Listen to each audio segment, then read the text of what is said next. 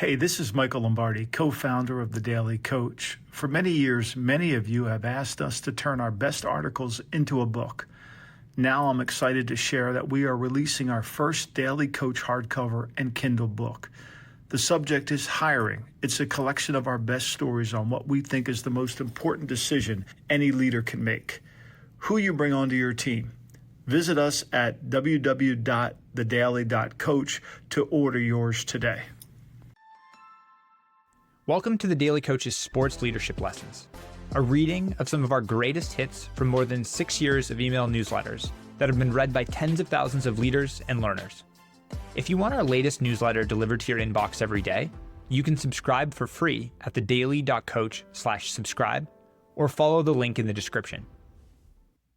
The Heroics of Doris Miller. Have you ever heard of a sailor named Doris Miller? Well, his story is vital to U.S. history and a masterclass in courage, selflessness, and integrity.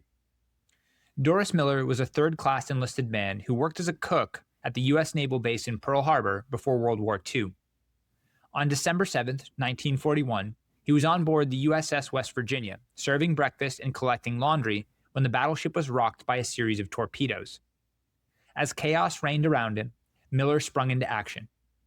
First, he escorted Commanding Officer Mervyn Bennion, who had suffered a serious shrapnel wound to his abdomen, to a safe location.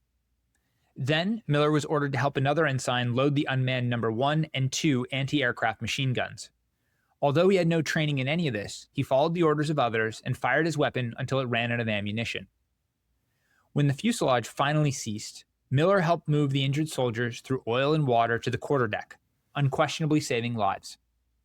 His selfless sacrifice that December morning earned him the Navy Cross, at the time the third highest Navy award for gallantry during combat. But the truth is, Doris Miller's bravery was on display in the segregated Navy well before Pearl Harbor. He endured racist taunts from those around him in the months leading up to the attack, but always turned the other cheek. On December 7, 1941, all he cared about was doing his job to save his fellow countrymen, even if it might have been one of his verbal abusers. After his heroics at Pearl Harbor, Miller continued to serve his country in World War II, but on November 20th, 1943, his ship was struck in the Battle of Makin. The Navy declared him presumed dead.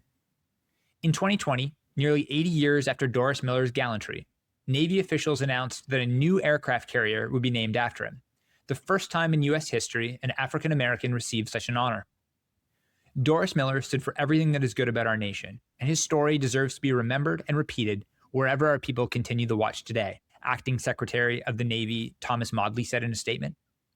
Fittingly, the Navy said the ship will be used as a top asset for crisis response and humanitarian relief.